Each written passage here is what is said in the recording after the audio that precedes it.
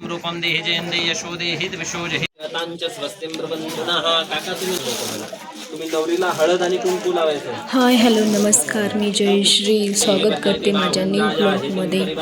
माझ्या काकांच्या मुलीचं लग्न होतं.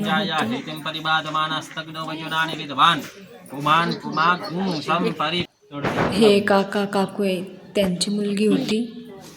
आम्ही पाऊस येत होता म्हणून कांद्याच्या चाळमध्ये केलेलं होतं.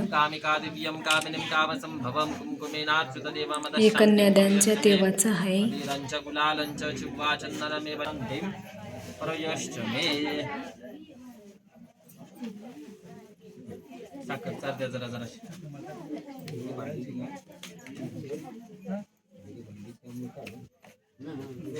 योगेश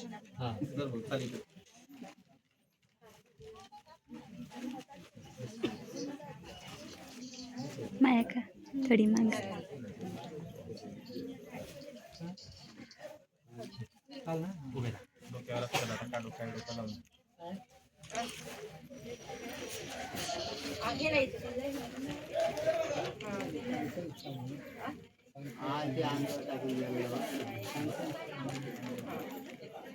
स्वस्त्यस्तु या विनश्शक्त्या पुण्यकल्याण वृद्धिदा. स्वस्त्यस्तु या विनश्शक्त्या पुण्यकल्याण वृद्धिदा विनायक प्रिया नित्यतांच स्वस्तिं ब्रवन्तु नः. नवरदेवाची कपाळाला कुंकू लावायचं. हा आहे नवरीचा भाऊ. इथं कान पकडायची रसम चालू होती.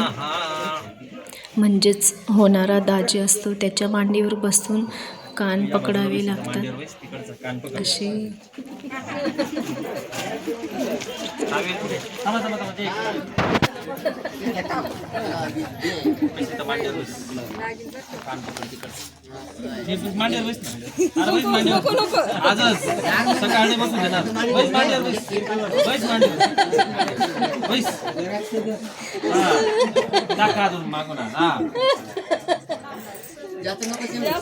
आणि मग त्याला नवरदेवाकडून टावेल दिला जातो. टावेल आणि टोपी.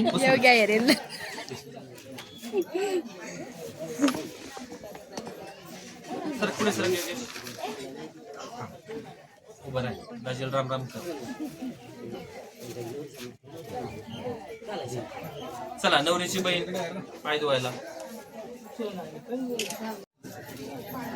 मग नवरीच्या बहिणीला बोलवतात नवरदेवाचे पाय धुवायला. नवरीची बहीण आलेली होती. ही नवरीची मोठी बहीण आहे. तिने नवरदेवाचे पाय धुतले. हो तेच पण दोघांना हरिद्राज पितवरनांच्या परम सौभाग्यदायी सण हरिद्रेनाच्युतदेवा शांती प्रयश्च मे.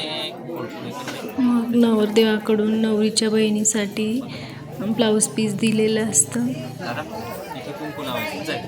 इथे हळद लावायची. हरिद्राज पितवरनांच्या परम सौभाग्यदायिनी हरिद्रेनाच्युतदेवा शांती प्रयश्च मे. कुंकुम कामिका दिव्यम कामिनीं कामसंभवं कुंकुमेनाच्युतदेवा शांती प्रयश्च मे. 16 दिवस उलट घालायचं. 16 दिवस झाले तर नेहमी घालतो तसं घालायचं. 16 दिवस. स्वस्त्यस्तु या विनश्शक्त्या पुण्यकल्याण वृद्धिदा विनायक प्रिया तांच स्वस्तिं ब्रवन्तु नः. श्रीखण्डं चन्दनं दिव्यं गन्धाढ्यो सुमनोहरं विलेपनं सुरसरट्टं चंदनं प्रतिगृहीतं. या दोघं बोटांमध्ये भरपूर कुंकू घ्यायचं.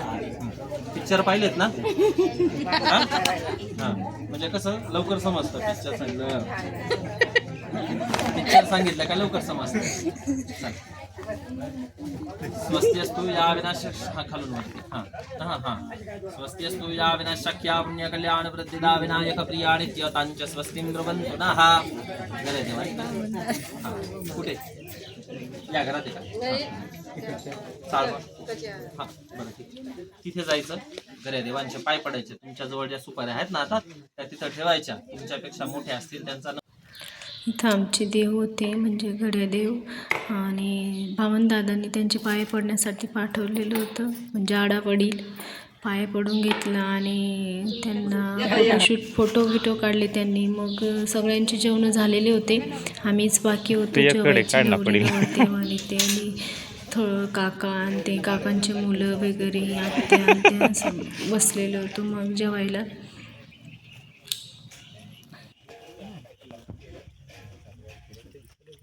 माणसाचं पोट होतं.